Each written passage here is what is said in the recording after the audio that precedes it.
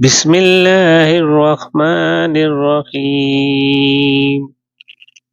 نماز فجر کے بعد کا عمل۔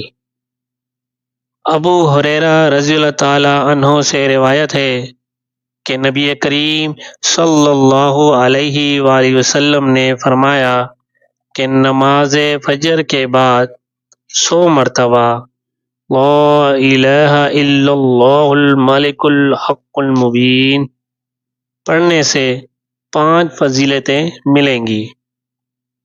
گناہوں کی بدبختی کی وجہ سے ایمان سے خارج نہیں کیا جائے گا۔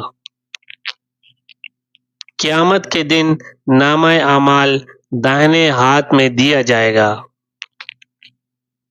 پل صراط سے بجلی کی رفتار سے گزر جائے گا۔ دنیا اور آخرت میں اس کی 70 حاجتیں پوری کی جائیں گی۔ قیامت کے دن اس کو شہید کے زمرے میں اٹھایا جائے گا۔ سبحان اللہ۔ اللہ کریم ہمیں ان تمام باتوں پر عمل کرنے کی توفیق عطا فرمائے۔ جزاک اللہ۔